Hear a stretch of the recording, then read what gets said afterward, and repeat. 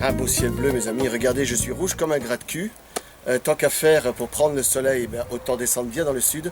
Je suis venu en Sicile. Et je suis venu en Sicile pour parler de quelque chose qui est vraiment propre à cette île, qu'on connaît parfois très mal, c'est le limoncello. Alors pour vous parler de limoncello, tant qu'à faire, je viens directement à la source. Et je suis avec les citronniers. Et je suis avec Rita de Limogno. Rita, tout va bien? Oui, très bien. Tu représentes une très belle entreprise en Sicile qui fait à peu près combien de bouteilles par an? Pour être une petite réalité, on fait à peu près 100 000 bouteilles. 100 000 bouteilles, donc c'est vraiment une petite structure. C'est une structure que vous avez démarrée il y a maintenant 25 ans à peu près, Oui, c'est ça? oui.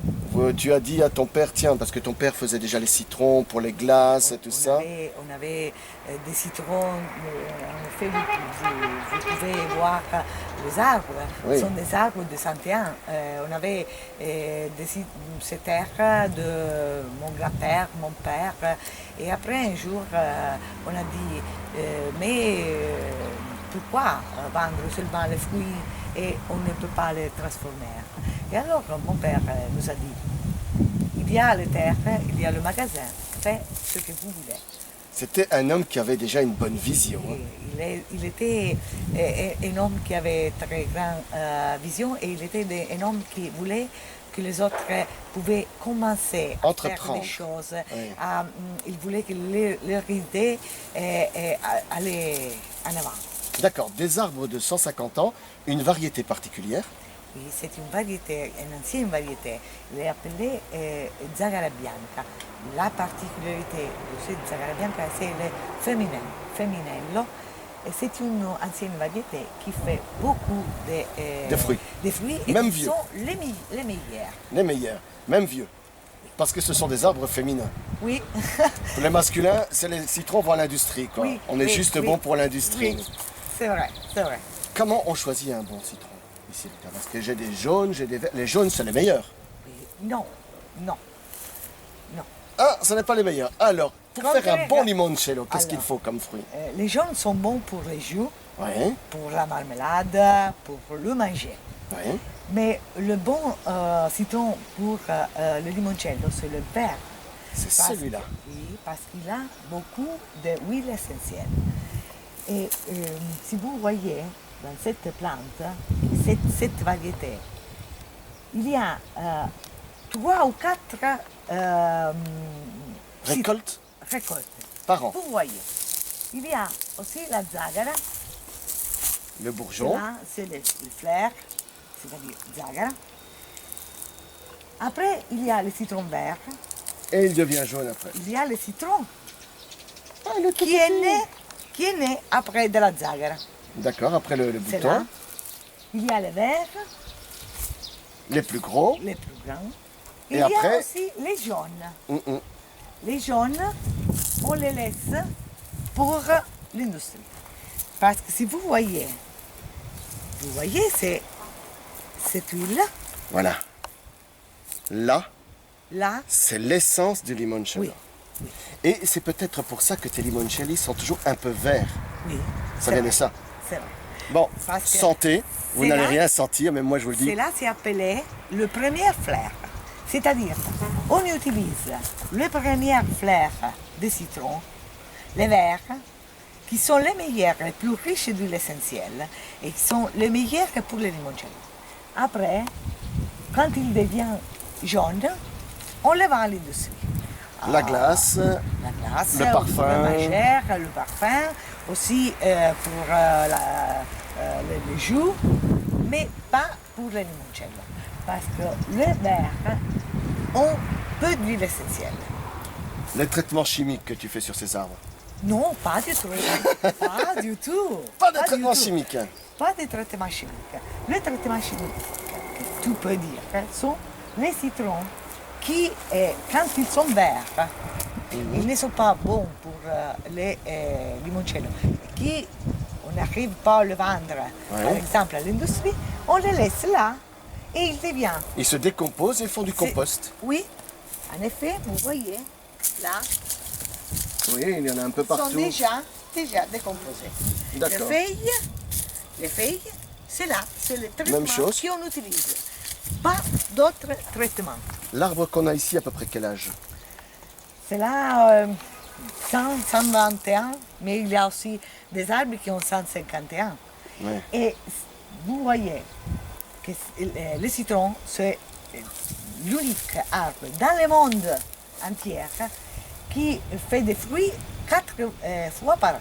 Tous les autres arbres, ils font une fois par an. Mais aussi, c'est parce que nous sommes dans un endroit propice à la culture du citron. On est ici dans un endroit merveilleux. Oui, c'est là, c'est la vallée de la Conca d'Oro, la vallée d'or, appelée pour les meilleurs citrons du monde. Tandis que dans les montagnes, on voyait tous ces petits jaunes qui deviendraient comme or au soleil. D'accord. C'est là, oui, c'est vrai. C'est de la là que vient le meilleure- nom, la Conca d'Oro. Oui, c'était la meilleure terre pour le citron. Mais cela, c'est pour le climat, la variété, sol, les sols. Toute cette conjonction de Oui, choses. en effet, dans notre compagnie, on a aussi des oliviers qui sont aussi bons, Des orangers. des hein. orangers, et aussi des vignerons, mais ils ne sont pas très bons, excellents comme les citrons. Et alors, pour cette raison, on ne fait pas du vin, mais on fait du limoncello. Parce que ceux-là, ce sont les meilleurs, les plus riches en huile essentielle. Et alors, c'est une variété seulement du citron, qui il fait 4 fois Du fruit par an. dans tout le monde. Maintenant, on va aller voir tes installations, là où ça se fait. Oui. On est parti. Ok. Alors, ce pressoir va servir à quoi, Rita? À presser les écorces. D'accord. Pour obtenir plus d'huile essentielle. Et après, on coupe les écorces. En effet, Et on voit effectivement tout. quand il y a de l'huile. C'est phénoménal. C'est une variété que je t'avais dit que c'est la plus Riche en huile riche. essentielle. En effet, On voit carrément l'huile qui s'évapore, on Oui. voit l'huile sur ton tu doigt. vois l'huile ici ou ici. Donc, le but, c'est quand tu vas éplucher, c'est ne pas aller chercher le blanc ou le minimum de Non, blanc. on va le faire avec attention pour n'avoir pas la blanche. Voilà, la parce que ça blanche, peut c'est donner amère. l'amertume. Voilà, exactement. Donc, tu vas presser tout ça pour récolter l'huile, l'essence. Oui. Et ensuite, Ensuite, donc, on va tu vas donc les faire macérer Oui. dans ces petits cubes. dans ces petits cubes. Après, le reste, deux mois, ça dépend de la saison. Mais la première macération, c'est 4-5 jours. Oui, 4-5 jours. Après, on Après, le tu vas passe les faire passer dans ces cuves là-bas. là-bas, un mois, 2 mois, un mois et demi.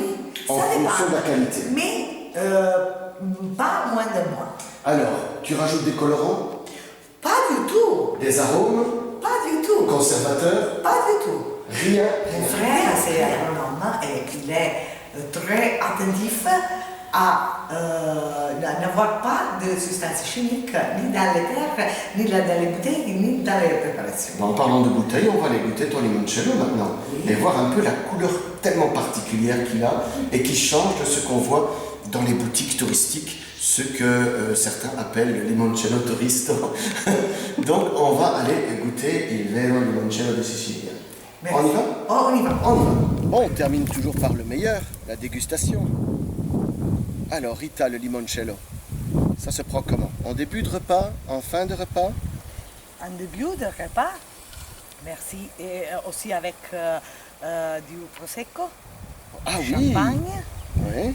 avec la bière aussi, dedans.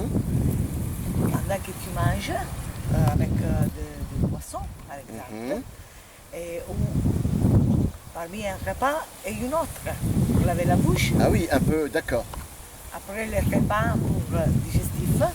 Et après, on termine avec... C'est qui va manger tout ça? Regardez-les vite hein, parce qu'ils ne vont pas durer longtemps.